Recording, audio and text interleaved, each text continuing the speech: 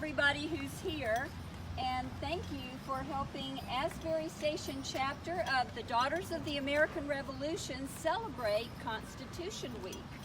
My name is Carla Michaels, and I currently serve as the regent of our chapter. And for those who may not know, the DAR is a lineage society, and we can trace our ancestors back to the American Revolution. But it's also a non-profit, non-political service organization. It's dedicated to promoting patriotism, preserving American history, and providing resources to educate the youth of America and contribute to schools and student programs. But to give you a little background about our event today, in 1955, our National Society petitioned Congress with a resolution to set aside this week in September each year to observe the founding of the American form of government as set forth in the Constitution. The resolution was signed into law by President Dwight D. Eisenhower on August 2nd, 1956. That's 64 years ago. The Daughters of the Revolution remain committed to encouraging the study of and educating the public about the Constitution, which was adopted by the American Congress of the Confederation on September 17, 1787. So the Constitution is celebrating its 233rd birthday this year. And we're joined today by members of the Asbury Station chapter. If you're a member of the chapter, just give us a wave. So we've got some members here. Our district director, Mary Aker, in a beautiful colonial costume. We have Camp Flintlock, Fife and Drums, with us today, and our Constitution players. And they'll, Miss Catherine Laughlin will tell you a little bit more about them. So now I would like to ask Miss Catherine Laughlin, who is a member of our chapter, to come and say a few words about the Constitution play and the Constitution players.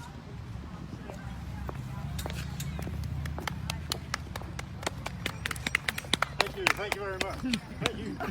See, we're hams to begin with. I'm Catherine Laughlin. I am a member of the Daughters of the American Revolution. I'm also the writer, director, co-director, producer, and actress within the show Becoming a More Perfect Union that you might have been able to see at the Cary Theater last year. We had a wonderful audience, and we did this wonderful procession down the street to our reception sites at the Maiden Inn and at the Cottonwood. We're very proud of our production as it won local and state awards. Locally, we won WRAL's honorable mention in the best family-friendly event in the Triangle. And also the Daughters of the American Revolution North Carolina chapter recognized us as one of the best U.S. Constitution Week celebrations in the state. The mayor, who played George Washington in our production, couldn't be with us today, asked us to do it every year. And we planned on doing it every year, and then COVID had other ideas. So we are here, but we will be back better than ever in 2021 in September, God willing. And we will also be doing another show around here in this place in 2021, The Story of Cary, in celebration of the 150th. So September is going to be a busy month. But none of this would have been possible without my cast, so I just want to greet them very quickly. My daughter, Bella Grace, played Elizabeth Steele, and if you don't know her story, you should definitely look it up. Elizabeth Steele was one of the original Daughters of the American Revolution and actually played a critical role in us turning the tide in the Revolutionary War. We also have Holly Springs Town Councilwoman Christine Kelly, who played Benjamin Franklin, who you might have seen give a rousing speech at the end that we could all hear one more time today. I won't make you do it. I don't remember that. I'll look it up though. It's okay. It's about how we should never stop learning and listening, and how important that is, that democracy is never perfect, but it is always a benefit and a blessing if we use it correctly. So thank you, Christine. And then this man right here, Mike Rumble, if you came to the production, he seated you very nicely into your chair. We look forward to having Mike on the stage next year. Kept me from going crazy. And this man, if you came to our production, you might have remembered him as King George. Give us just a bit of your King George.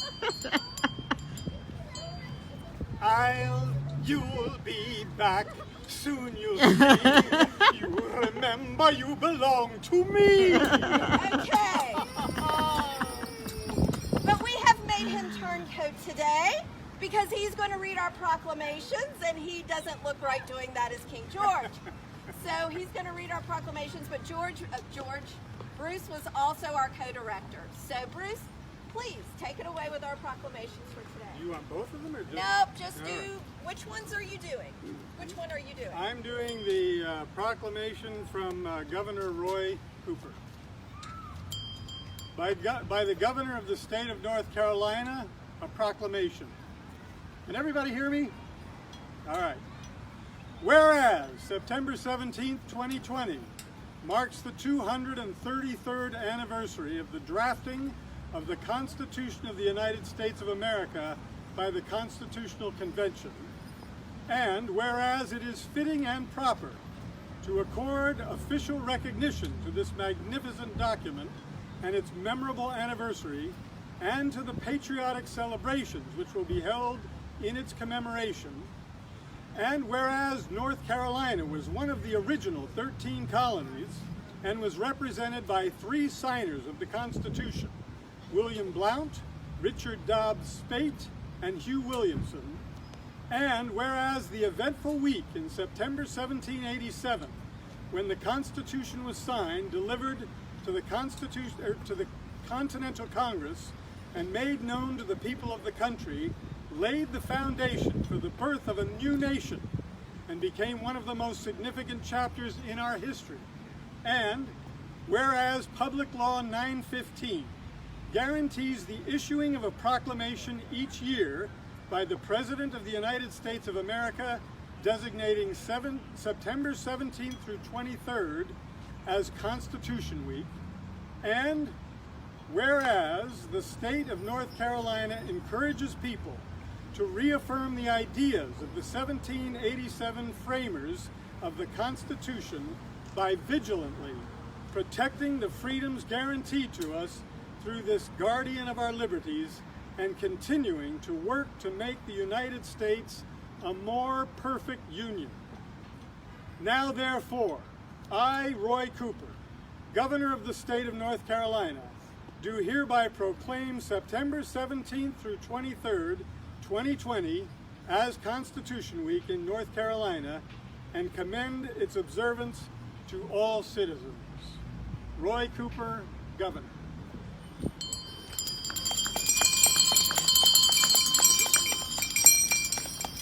Thank you, Bruce, for that inspired reading.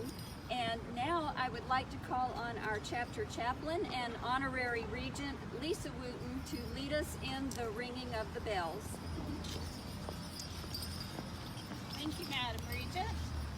And welcome, everybody. We're so glad to see you today.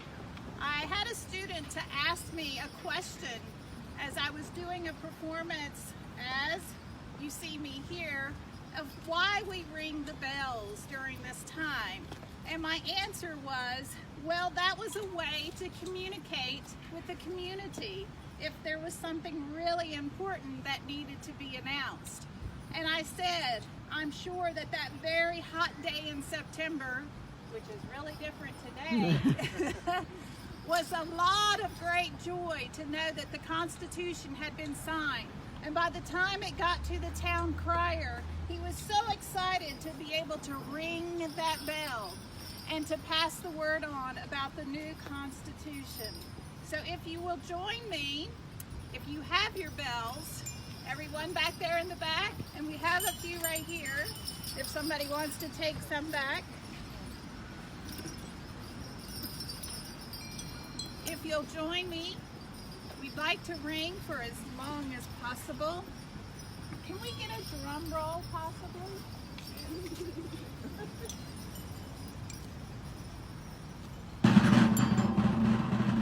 One, two, three. Woo!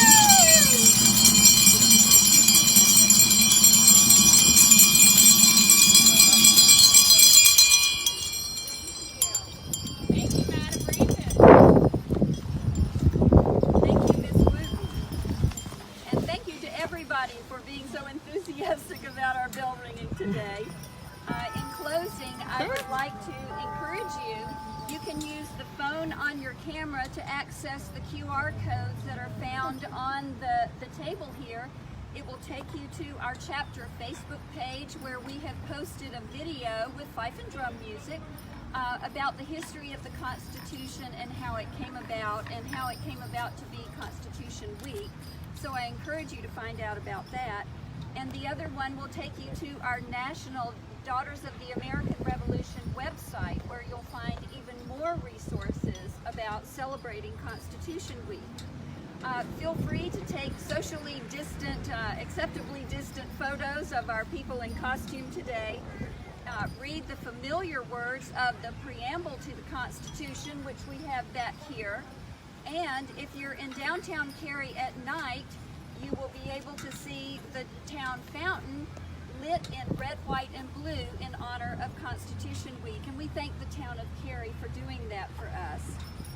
So thank you for being with us today. And as a last part of our ceremony, I'd like to call up Tim from the Flintlock Fife and Drums, who will tell you a little bit about the fife and drums, and then give us one rousing number for the end. Thank you. Yeah, thank you for having us today. My name's Tim Langdon, my son George, Mr. Anthony, and we work with Camp Flintlock. We do about 150 school field trips a year. A lot of your, if you've got some kids in schools here in Wake County, they might have done our field trips in elementary school. We cover all over the state. We do a summer camp in the summer. And we love playing fife and drum music like was played back a long time ago. And George will tell you a little bit about the fife and drum. Can you quickly go through the youngest soldier and a couple things he did? And then we'll play you a song, a couple songs to end out.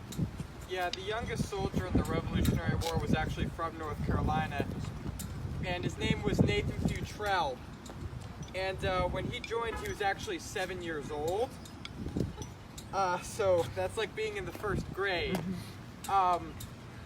But he was a drummer boy because he wouldn't have been big enough to carry one of those brown vests. And he didn't actually get killed in the war. He lived to be a pretty good age. And I think the Daughters of the American Revolution actually put a didn't they put something on his grave? A plaque on his grave. A plaque on his grave marking that he's the youngest documented soldier in the war at 7 years old, and was from this state. And the reason they had fife and drum music on the battlefield back then wasn't because they wanted to hear their favorite song. It was because they needed signals, and these drums would serve as a signal to let the troops on the other side of the field know what's going on. All right, we'll play two quick songs. We'll do Yankee Doodle, we'll go through it one time, AABB, and then we'll play the famous song, God Save George Washington, which the British had a different name for, but we called it George Washington. All right, so Yankee Doodle.